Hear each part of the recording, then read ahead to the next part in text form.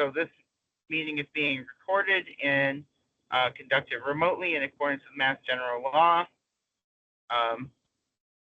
And roll call votes will be conducted for every vote. So just kind of, well, first things first, has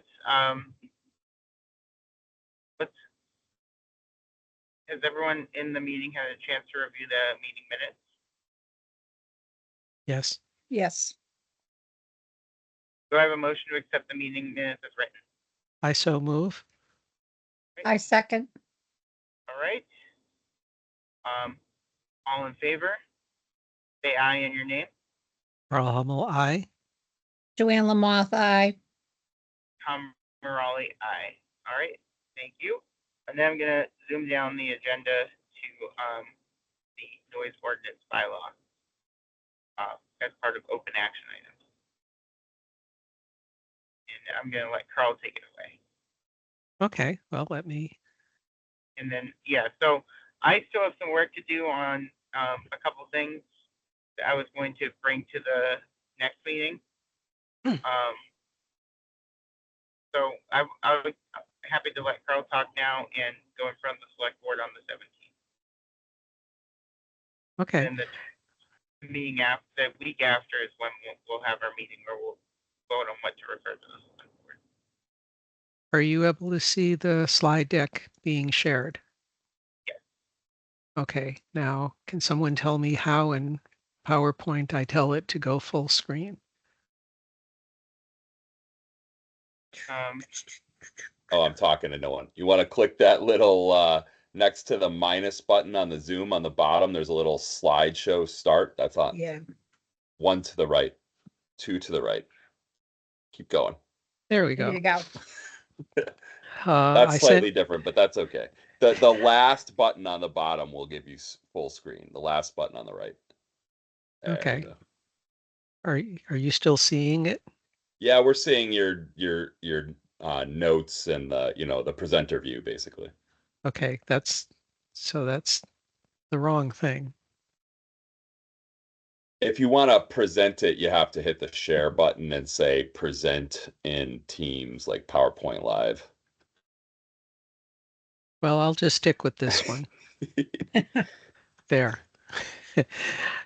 I sent mail to Jeremy saying, is there a town template? And he said no. So I'm going to check with Dylan and Dan Byer and say, do we have something with like the town seal and town colors and stuff? So I'm hoping to get this a little prettied up. So this is the presentation that I would be making before the select board. I'll appreciate any feedback you give me during this meeting, or if Jason, you want to give me individual instruction on hot button issues I shouldn't talk about. So I'll fill in the date with next week. So the introduction is that over the past couple of years, citizens have expressed concern to the select board and town staff about the increase in noise pollution. Without a local bylaw, the men in police can only issue criminal citations for disturbing the peace or other actions based on the Mass state law. With the local ordinance, we can designate a town enforcement officer who can issue tickets before calling in the police. The way that this presentation is going to work is I'd ask you to hold questions during my first couple of introductory slides. Then I'll have a slide where you can ask questions about the process. Then I will present an overview of the open issues that we are looking to you on the select board to provide guidance to the GBRC and any referrals to appropriate Mendon Town staff members. And then I'll be presenting each of the individual open issues. And that's where I'd want to have a spirited discussion with members of the select board, with you saying what you are in favor of, what you are against, and the goal being that I walk away from this presentation with a sense of what you want in the next draft. Then there'll be a conclusion and any final question. And then at the very end of the deck, which I expect will be made available to the select board as well as on the town website, there's a bunch of links to where I gathered information from. So the goal is to create a bylaw which will improve the rural character of Mendon life, clearly describe allowable and prohibited activities, and be readily enforceable by a Mendon enforcement officer. The current state law and the DEP regulations and whatnot currently allow the police to enforce the following things. And this is where I'm waiting for Chief Kersey's feedback because I want to have him say exactly what goes on this slide. So I'll make sure he gives it to me by next week. What we've done so far is the GBRC has received input from citizens. We have had several conversations with Police Chief Kersey. We've conducted a survey of other municipal noise bylaws. And now I'm making this presentation to the select board. So what's going to be happening over the next couple of months? We're going to get feedback from you tonight. I will go and talk further with municipal stakeholders, the police department, of course, maybe the Board of Health, people, the staff in Town Hall. Then I would create the first draft that is going to get published on the town website and a PowerPoint deck that would be available that we would be presenting at a public meeting. That would get reviewed by municipal boards and staff. You can definitely ask me to come back and show you that again. One of the outcomes from tonight is I had asked the select board to identify other people besides the GBRC and the police chief who might be considered stakeholders and should be participating in the construction process. At that point, we'll be ready to announce and hold at least one public meeting where we advertise it on the Facebook page, the town website, newspapers maybe. And the goal is that we then have a different PowerPoint deck that talks about the specific objectives and goals, and we hopefully get members of the audience standing up and saying what they're in favor of, what they don't like. This is the equivalent, rather than having a discussion at town meeting of what people want and don't want in the bylaw. Hopefully, we can get a lot of the discussion ahead of time. Based on that public meeting, we create a second draft of the bylaw and review it with the municipal stakeholders. The select board signs off, and somewhere along the process, town council gets involved and says we are using appropriate language. Part of what I'm hoping is that since my goal is to steal as much as possible from other towns' noise ordinances, that it will pass legal muster with our town council and then eventually the state attorney general. And then at some point, we're ready to go to town meeting. So what I'm doing tonight, the GBRC is presenting on two types of issues. There are enforcement issues, questions about how the town is going to craft and enforce the bylaw. And there are bylaw issues, questions what the bylaw will specifically allow and specifically prohibit. The enforcement issues will be decided by the municipal boards, Board of Health, Select Board, GBRC, Police Department, and the staff, because that's the framework by which the town says we are comfortable with codifying these rules and we are prepared to enforce them. The bylaw issues are the ones that will be decided after we solicit input from the public meetings. Those are the ones about what times we prohibit, what kind of noises, things like that. So the open issues about enforcement that we've identified, and if you have more, we'll take notes. Who will take the noise complaint calls? What equipment is needed to monitor compliance? What will the fines be for violations? What is the appeal process? And what is not excluded from the bylaw? I think that's a typo. It should be what is excluded from the bylaw. The open issue, so these are the issues that we need to decide before our first public meeting, where we are able to go to the public meeting and saying, here is the framework by which a citizen will make a phone call, complain, someone will go out and with a noise meter, and what will happen then. The issues that we want a lot of input from public is where will the noise be measured? Is there an absolute decibel level that we're going to set, or are we going to set a threshold relative to ambient background? I'll be going into each of these on their own individual slides, but these are the sorts of questions we're going to try and educate and get feedback from the public about. Do we want to have different thresholds for residential noise versus contractor noise? And the one everyone's going to want to have input on, what hours do we enforce?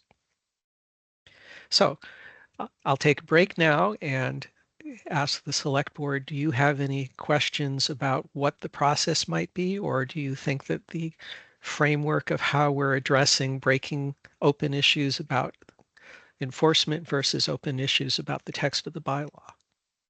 So Jason, you can stand in for the select board. Yeah, I'm trying to imagine the questions that are going to happen at this point. I think this would be pretty limited because they're just going to want to get to the meat. Yep. But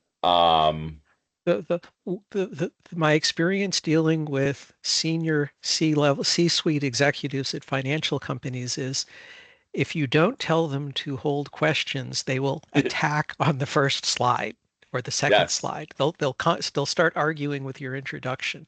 So that's why I said, let me get through the first slides, then I'll take a break. Then you can ask I think questions, the and only then I thing go that into would be up individual. for question would be like, what is your plan on like processing the public feedback? Like, how are you going to decide what to include and not include in a final draft? If we don't get a clear consensus at the first public meeting, we hold a second one. and we keep going until finally it may be that we go, if there's a 50-50 split in the community and some people say we want these hours and other people say we want those hours, then at town meeting we go in with a bylaw and see if there's a floor amendment. And if there is, if it passes. But the whole goal is to come up with the process that we think we can come up with a compromise and educate the community on. And then you see this as a template for future items? One of the questions that we will want to address over the next couple of months is, do we want to roll light pollution into this ordinance as well? A couple of communities in the town have both, they say this nuisance pollution, so noise pollution, light pollution. Mendon doesn't have a light pollution. The planning board, sort of takes care of that for large commercial sites where they say, you have to do a survey. We did that for 23 Cape Road. So yes, this could get extended to other things, but I think this is a general way of, we do the upfront work as part of the municipal boards and staffs, and then we get all our ducks in a row. And when we go to a public presentation, we say, here are the different options, and here's our recommended option. Okay. And why it's our recommended option. So it's sort of like steel manning, where we try and come up, we say, here's our recommendation, and here's our best argument about why our recommendation sucks. And if we do that, then it saves a lot of churn with people standing up and objecting in a public meeting. All right, then the only other comment I would have about the first part of the slide deck is like the part about who do you include.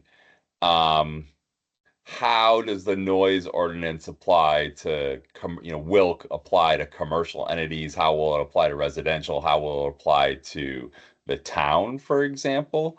Yes, those are all going to get covered in the individual slides. Well, that might in great inform detail. the other people you want to bring in. For example, a fire truck is very loud, so maybe you want to bring in the fire chief, or jackhammering on a corner is very loud, so maybe you want to bring in. And they're both of the individual slides about both of those use cases. All right, well then, see, you got what I need. Okay. So the first question is the enforcement. Who's going to do this? Who will take the noise complaint calls? And the two obvious ones are the police, someone calling up in the middle of the night, or we can designate a code enforcement officer. One of the concerns that I heard from Police Chief Kersey is he's got 2 officers, during the day. If one of them gets called on a noise complaint, they're not doing traffic stops. They're not, calling and checking on, I heard a noise in the other, in my backyard kind of things. So for daytime, we may want to designate a code enforcement officer the same way that and that would fall under our new inspectional services department. So this may depend on what day it is. If it's on the weekend or in like 10 o'clock at night, that's more likely you'd have a police officer doing it. But this is something that we want to nail down in terms of the select board and the other boards and departments as to how we want to manage this process, because then we can have an answer when people ask us at a public meeting, who do I call? So any questions about that? Nope. Okay. And one of the things, Jason, you as chair can think about is, do you want to have me go through all 9, 10 of these issues, or do you want to stop now and listen to the people on the select board think about whether they want to have it just the police or just Board of Health? I think it's too early for that. I think it's Okay. a consideration. Okay. So the next one is equipment. What equipment is needed? The industry standard that every single bylaw that talks about equipment refers to is ANSI S1.4 1983 revision. I looked at a number of different websites that you type in noise monitoring, noise pollution monitoring equipment, and there's a bunch of different companies all selling things between $500 and $1,500. This is something that the Board of Health or the police would investigate further. Maybe this is the sort of thing the finance gets involved in. I don't know. I've just got on the finance committee. But this is the sort of thing a department head would determine what they wanted to do. I've heard from Jeremy that he doesn't want to have an individual warrant item for buying this stuff, so we would need to make sure that this was in a capital budget at the same, that there was money to purchase this equipment, and we could tell people at town meeting that. The noise ordinance would take effect a couple months after, when the Attorney General certified the ordinance, and we definitely want to make sure that we have the equipment in-house and appropriate training in place And we by that don't time. have any of that equipment in-house right now. I don't think so. One of the things every website I'm reading says noise meters on cell phones are not good enough. Okay. At least not for this kind of issuing a fine or a ticket or kind of thing. They may be useful for someone to say, well, my cell phone says it's 75 decibels, but you'd need to have an enforcement officer going out with equipment that had been calibrated for that particular day because of humidity and temperature issues and stuff like that. Okay. So this is, once we designate who the code enforcement officer team is, they would research the equipment and they'd research what they would need to do in order for a ticket that they issued to stand up in court and survive an appeal. Next thing, one of the things that GBRC has been talking about a lot, fines. What we consider to be reasonable fines. Most municipalities have first offense, second offense, third offense. And my feeling from speaking with Chief Kersey is that if there's a fourth offense, that's when the handcuffs come out.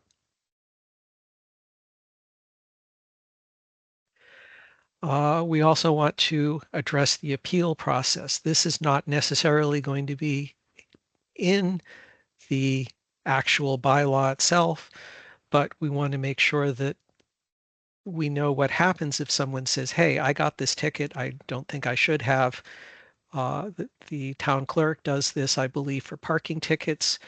If we have the Board of Health doing enforcement, maybe they're the appeal. But this is another departmental issue that we'd want to wrangle out within our own town hall offices. And then this is, Jason, what you were asking about in terms of fire trucks. What is excluded from the bylaw? Every single bylaw I've seen excludes emergency support vehicles. police sirens, fire sirens, if you have a tornado warning siren or anything like that. Snow removal, other municipal maintenance repair. If there's a bridge out in the middle of the night, you're going to make a lot of noise, doing whatever you have to do to get fixed. The other thing that gets excluded from every single bylaw is an activity can get granted a permit by the select board, or in some cases, the Board of Health. This is how you can have a parade making a lot of noise. This is how you can have Mendon Drive-In having a night where they play really loud music. And if they have a permit from the select board, then the select board has authorized them to make a lot of noise on that particular night. So that's an interesting piece, because that, that's like something that additional that, we're always considering traffic and public safety and whatnot, but now we're going to have to consider this additional item each time to ensure that like the decision is being made cognizant with what the community wants it, just like wants the community to sound like. Now, Mendon Drive-In, it's a commercial area. It's okay if they make a lot of noise. If I wanted to hold a wild party up here in North Mendon next to this on a rural country road, maybe my neighbors don't want me making a lot of noise in the middle of the night and having a big PA and karaoke party going on. Can I just butt in for a second? Like, what are you defining as a commercial area? Route 16 is the parcel on which the noise would be. Mendon Drive-In is a commercial parcel in terms of zoning. It's not residential. That's what I meant.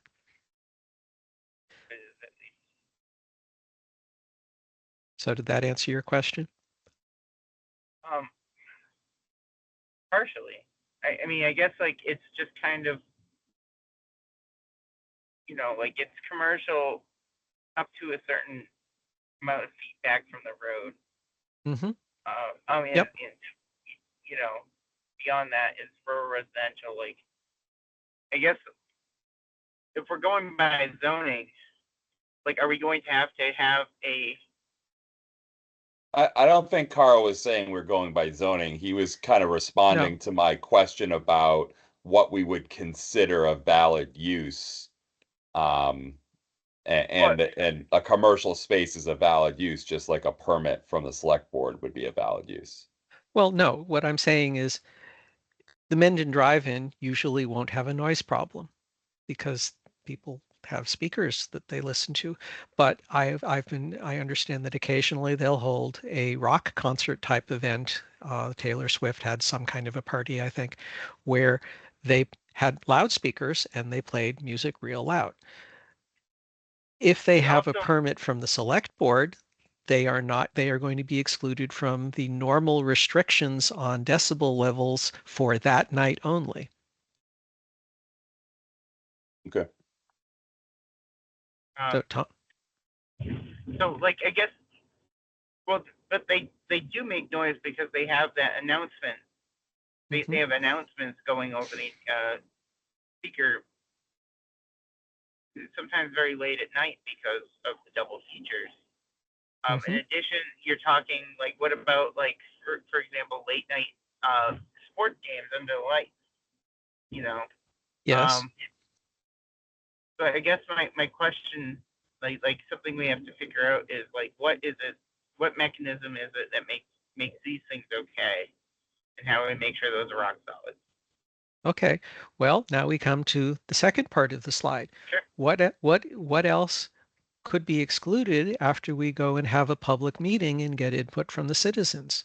And Brendan really would like farm animals, right on there. So most rural communities say farm machinery and farm animals are not subject to the normal noise ordinances, and this includes roosters. Brendan is a right to farm town, and so I believe this is something that the select board and the GB and other town departments should definitely get citizen input on and see how they feel about that.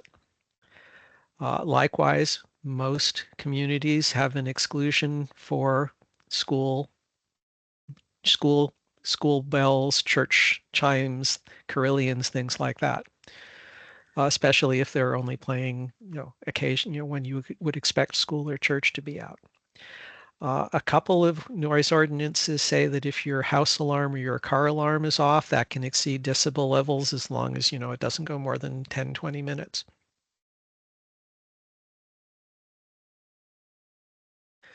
So the question you ask, this is where people may say, well, what about this event or what about that event? And then we would take their feedback and see if it fits into one of the other categories. So later on in the slide deck, we'll get to the open issues of that are related more to time and place and type of noise. So any questions on why we want to exclude some things from the bylaw? Okay. So the next issue is, where do you measure the noise? When the enforcement officer goes out and he's got the meter in his hand, where do they stand? There are a couple of different options. One of them is at the door, window, threshold of the complainant. They stand, they measure, they hold the meter at least 2 feet up and no higher than 6 feet up. And they do it at the window or door where someone is complaining. A lot of towns and the city of Boston, for example, measures at the property line, that the code enforcement officer walks up to the property line or the public right of way next to the person, the offending, where the noise is coming from.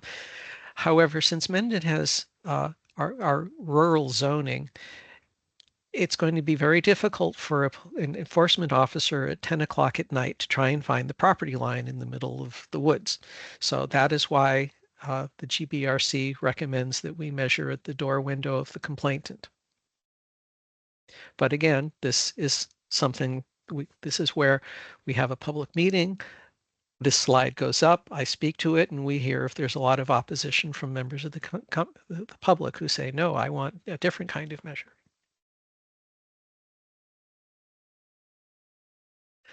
Next question, and this is a big one, is how to measure. There are 2 different ways that bylaws are written. One of them is they give an absolute decibel level. There's a technical difference between dBA and dB that I won't go into. It has to do with whether a human is hearing something or a machine is hearing it.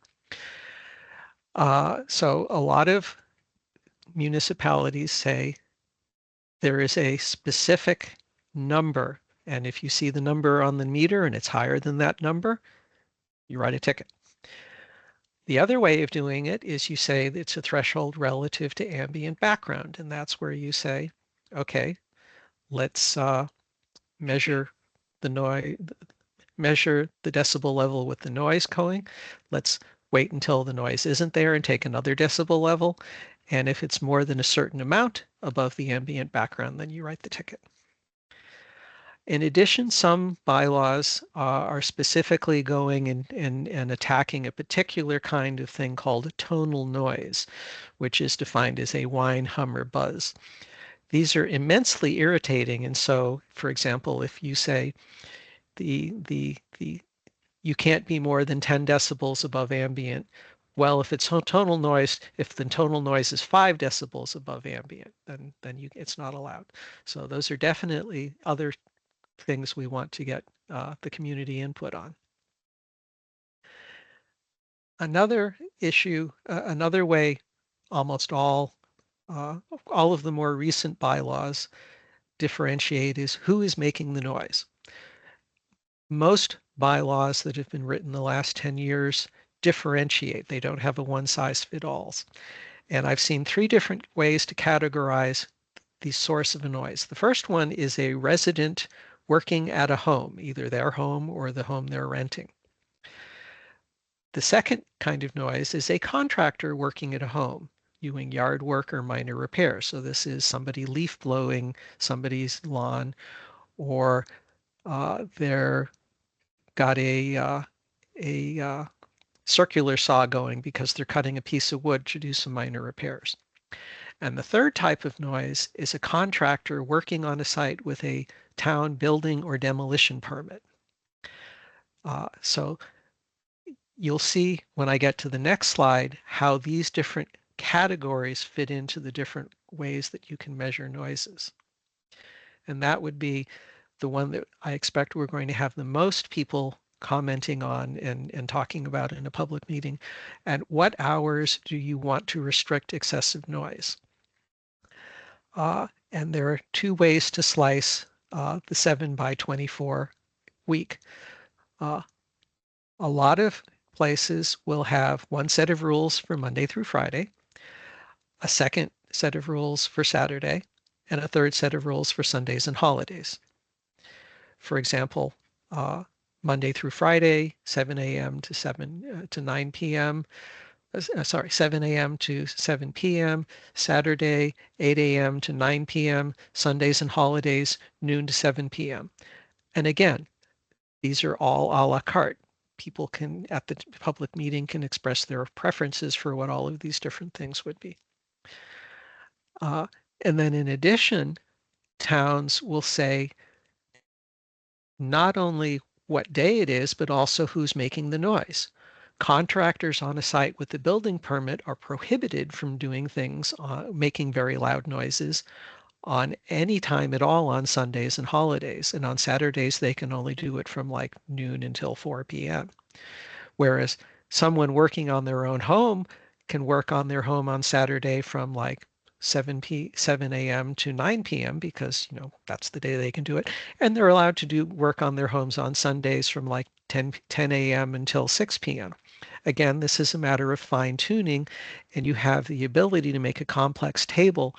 And when we come up with a sense of what the community wants, then the GBRC goes off with town council and we carefully craft a set of rules that codify who's allowed to do what at what particular times.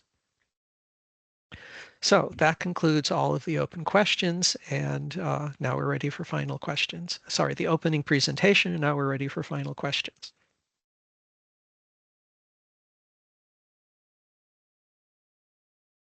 I think that they're going to find out that this is more complicated than they think.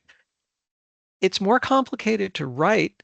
The goal is to have something that the community wants and that the code enforcement, that the enforcement officers are comfortable doing. The more complicated you make the matrix, the harder it is for them to come up with a set of solutions. It makes it harder for them to know, okay, it's a holiday, so I have to do this. It's a contractor making the noise, so I have to do that. So it's harder for the enforcement action, but it does allow people to work on their houses on the weekends. So you do want to have that level of complexity. The other observation that we can make, and Police Chief Kersey said this in our meeting, he may say it to the select board if he's there, is his expectation is that when the enforcement officer goes out with the meter, they'll find out, nope, it's not, it's loud, but it's not loud enough to write a ticket. And that is something that my feeling is if the community knows that they can make a phone call and get a response, they're a lot happier than just getting told we can't do anything about it. Or if they get told, okay, we have a Mendon bylaw, we went out, they're not violating the bylaw. They are making allowable noises and they're being careful to not, they're not making noises when they're not supposed to. This is why it's important for the members of the community to say, okay, on Saturdays, do you want people able to make noise at 7 a.m. or do you want to have to make them wait until 8 a.m. or 9 a.m.? And we get input from members of the community. We would want to see if contractors have opinions about what their times are. Although my experience with contractors is they'll just roll their eyes and follow whatever rules we set down for them.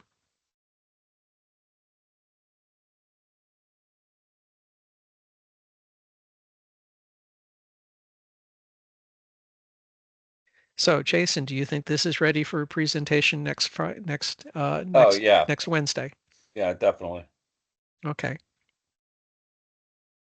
I mean, they might also ask you, are we going to invite Chief? Like, they might also ask what you and Chief discussed, and where he thinks the police side of this fits into everything.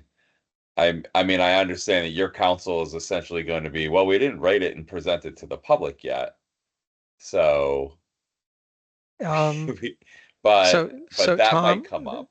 well, I wrote this, so I'm going to ask Tom and Joanne. You were at the last meeting when Chief Kersey was there.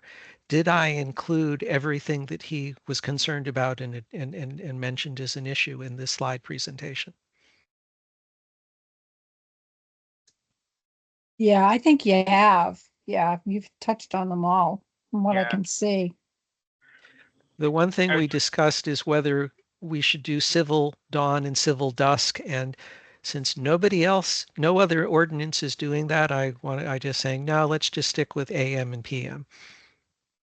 I mean, I would say that the greatest concern he seemed to push forward was with the notion, of just having to be the enforcement for this. When he has trouble being staffed enough. Mhm. Yeah, I think that's a valid concern. For Monday through Friday noise complaints, that's definitely something that Inspectional Services Board of Health can do. For nighttime and weekends, that's where the police would set in. So this is a select board issue. If we are going to have a noise ordinance, we're going to have to pay someone to go out, and we're going to have to, one, capital expense buy meters, probably a couple $1,000 to buy 2 or 3 of them and train people and make sure we calibrate them. And second, we have to pay someone to be able to drive out in a municipal vehicle and hold the meter up and then write out the paperwork afterwards.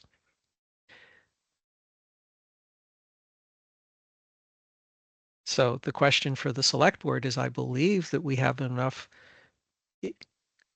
hubbub, if I may say, from the community that they want something with teeth in it that they can make a phone call and get some action taken.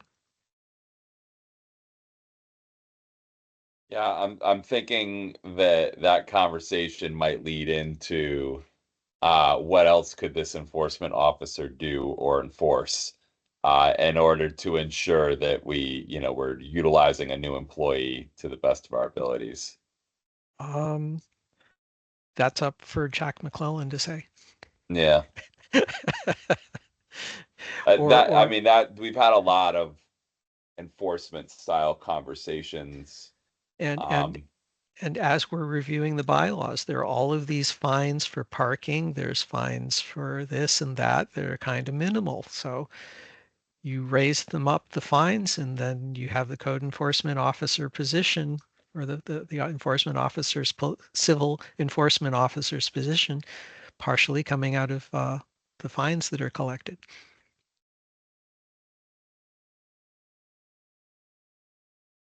yeah, that's fair. But uh, that's something I may hear about in the next year as I'm on the finance committee.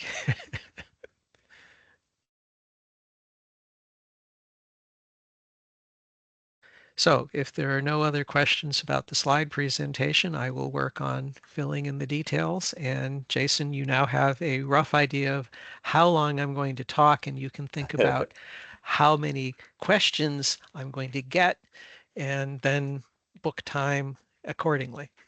Will do. Yeah, I meet about the agenda on Monday, so I'll get Okay. that all straightened out. And after I get this prettied up and the section from Chief Kersey, then I will send you and Jason and Katie the slide deck, and you can get it distributed. I would expect to attend the meeting in person for this on the Wednesday meeting. So I'd ask that Jeremy or Jeremy be able to present it on the screen so I could speak to it then. Oh yeah, no problem. Okay. Oh, and then there's the last the link page, a site that a trade organization for soundproofing interior and exterior has a survey of municipal bylaws. Falmouth has a proposed bylaw because they are having problems with pickleball courts. So this month they are accepting public input. Southborough passed a bylaw in 2022. Belmont had one in 2013, which is very restrictive, but then they're much more of a urban community, suburban community. Regulations. Once we pass a bylaw, we are then able to have regulations that say exactly how it's going to be enforced. The Mass Board of Health has a model regulation that we can look at as we're having the different town staffers and town boards look at things. Sudbury has a very specific policy, and then there's an ANSI standard for how you make sure that your sound level meter is calibrated. So all of those are other things I found as I was searching through the internet to prepare this that's deck. useful. I have a question. The fields that are on 140, that big massive soccer field, is that Mendon or Hopedale? That's Mendon. That's Mendon. Okay. It's south of the big 23 Cape Road airs, Amazon warehouse project. It's right next to the solar panel farm there as well.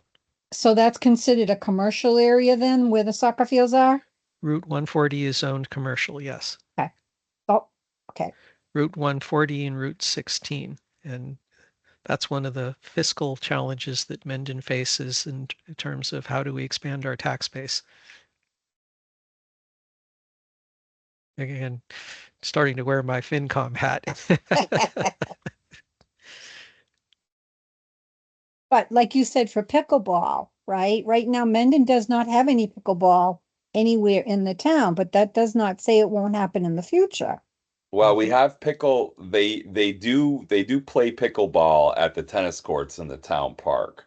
Oh, they do? Um, I didn't realize that. Yeah, well, yeah. So I mean, I don't know if they reline them, but I do know that there's a whole group of people who play there.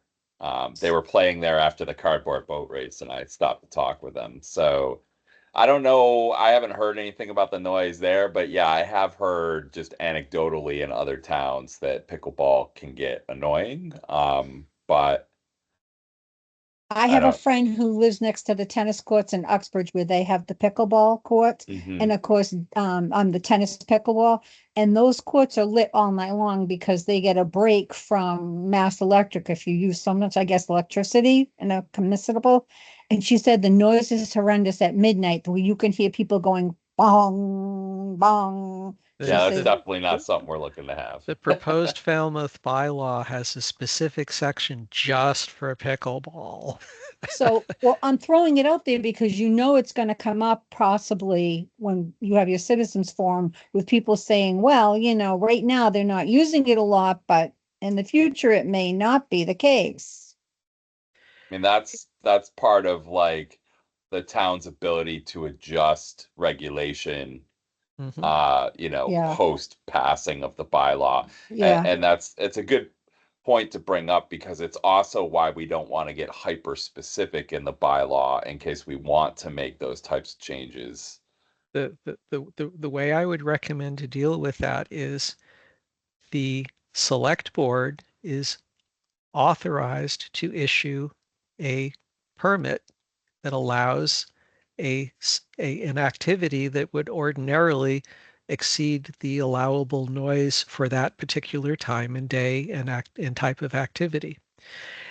And then the select board can say, well, we'll allow 10 nights a week, 10 nights a year that you can have that kind of noise, or whatever other activities that members of the community can come and speak with the select board and the other town boards and say how they want that particular nuisance addressed.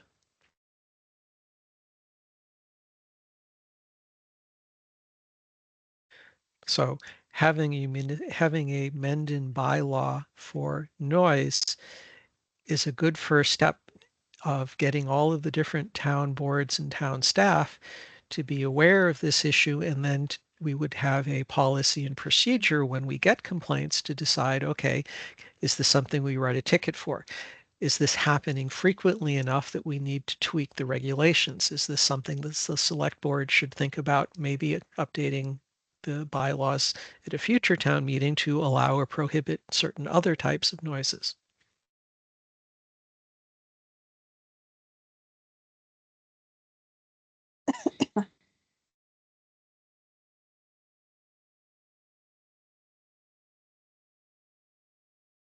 So you're seeing how I respond to CEO, CTO, CIO asking questions like that. I'm able to do that on the fly this convincingly. All right. Well, so is this all we're gonna cover at the select board meeting? This is I my don't. presentation. You would work All right. with Tom, and later on in the meeting, we will talk about Tom's timeline for getting stuff ready for the fall town meeting. Okay.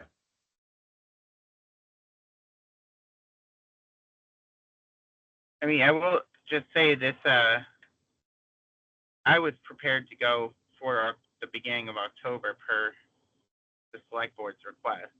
And I'll just say again, you're welcome to go on the first. We're not gonna That's what I was. hold that against you, Tom. I did ask you, so like you can go twice. We have plenty of room on the agenda. I would prefer to go to the first because that's when I'll have things ready for it. Okay. I don't even know that I can make the select board meeting next Wednesday.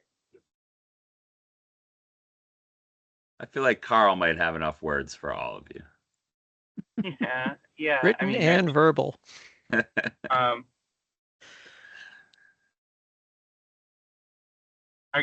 could try to make it. No, well, so what do you want me to we'll call we'll call this agenda item will be specifically for the review of the noise ordinance, and then the next agenda will just have that be a general bylaw review agenda. Well, that's going to be the request by the General Bylaw Review Committee for the special town meeting. Okay. Yes. The way to differentiate it. Yeah. So the one what I was planning to do on early October is this is what the General Bylaw Review Committee voted to refer to the select board for the warrant. Okay. And I think there's going to be a few items, not many this time around. However, I do have a question while I have you here, Jason. So last time, I don't think that the motions passed by the GBRC were reviewed by town council after they were referred to the select board. Is that something you want us to have reviewed prior to sending to you? Because my impression was you always weren't allowed to contact town council without getting permission from the town administrator and select board. So that is true, but I don't know what the the testing level is to go to town council. The consequence of not going to town council is that your item could be rejected, but your item could be rejected even if it does go to town council. So there has to be like a barrier of entry. Well, for example, we have to put the gender neutral one on the warrant again because the language did not actually do anything. So it would be helpful to, have town council review that beforehand because, I'm not an attorney, so that we can kind of make sure that, we don't have to come back. So, for but next the meeting. problem right now is that if you're not going to have anything until the beginning of October, there's a very limited time for town council to review work. They And need time to review stuff. And we could Well, have but- the text reviewed next week if the town, we're perfectly okay going to town council now and then select board after town council signs off, but that's your decision, not ours. Yeah, let me put it on the list of things to chat about on Monday with Jeremy. It's Yeah, like for this noise bylaw, it very definitely needs scrutiny Well, by yeah, town this one council because definitely it's needs going to to go be to town very council. complex. Yeah. And the question is, if you go back to my slide deck, at what point in the process do we take a draft for town council review?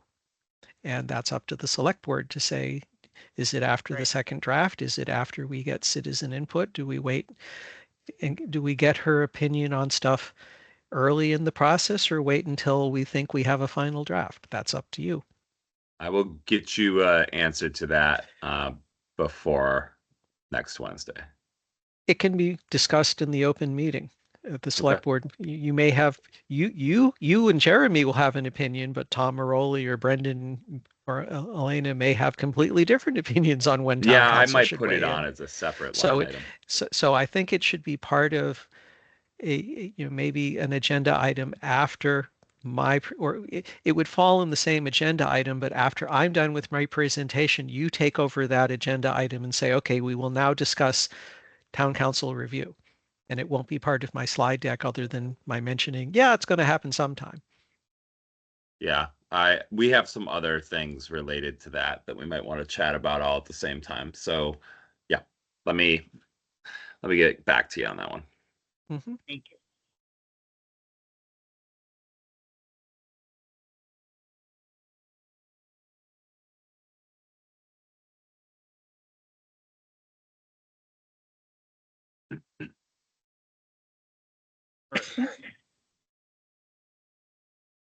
So, just want to talk next about what exactly we want to move forward with to have a final, to actually bring to the town meeting. And next meeting vote on the language for one of which is I think we need to bring the gender neutral thing back with a motion that, the motion I'm going to write is going to say to replace every instance of he or him with they. Just again, to be clear, this is just because different positions in town can be held by don't have to be held by a specific gender. It could lead to some issues down the road, and that's why we're doing this.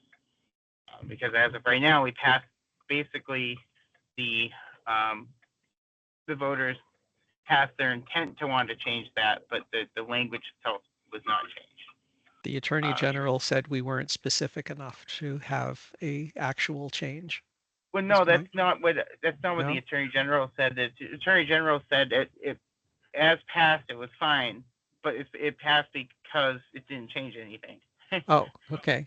It just said we will make Mendon's general bylaws gender neutral, which again,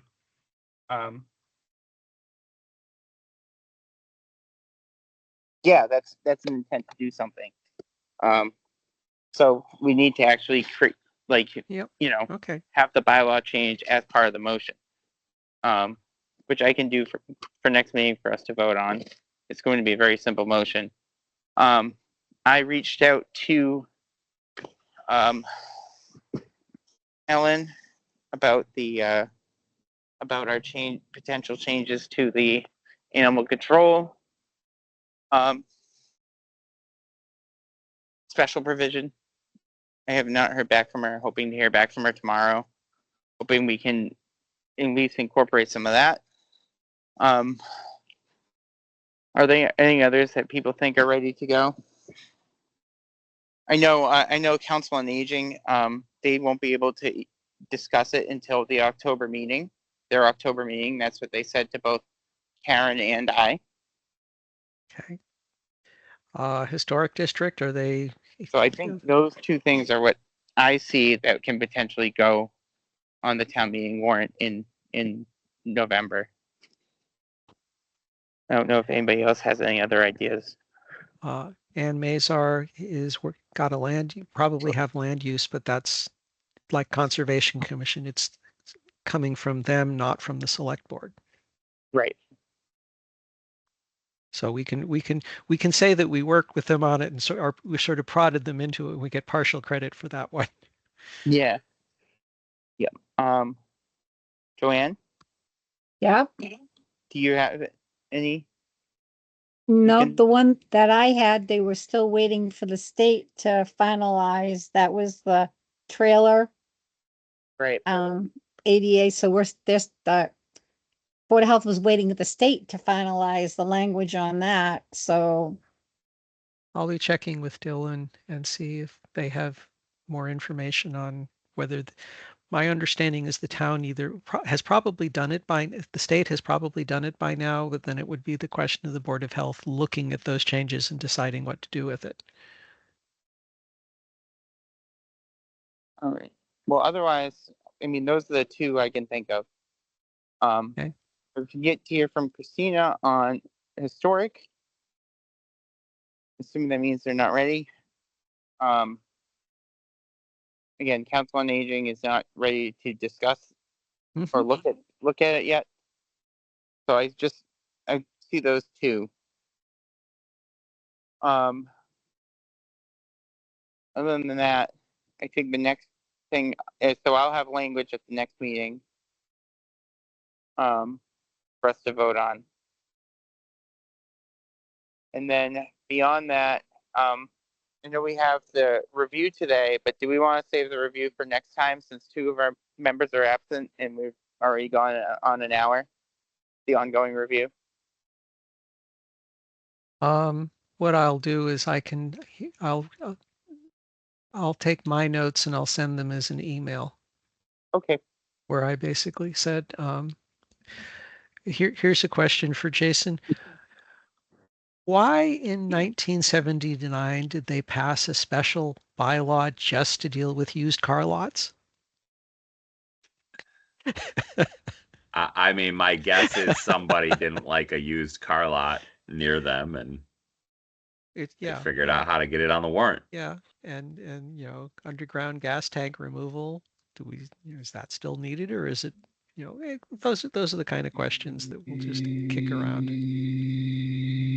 Underground gas tank removal is an interesting one because we do still have we have gas stations in town. Yeah, but there's a special section just for how much money you charge for them. yeah, it's $200. Yeah, so if that's still needed, should the fee get raised? That's a good question. That might be a Board of Health question. Yep. And for the Agriculture Commission, we've got one. We do the same thing we're doing for Council on Aging. Ask if they want to come in and talk to us about it. Since they just got started, that'll be that'd be a good thing for them to get talking about. I mean, right now, the only thing the Agriculture Commission does is they prepare a report that gets in the annual report that gets distributed for town meeting. They have no other things that they do in their own bylaw. But I know that the Conservation Commission regulations talk about, well, you're better off if you submit a farm plan with the Ag Commission. So maybe that needs to get updated.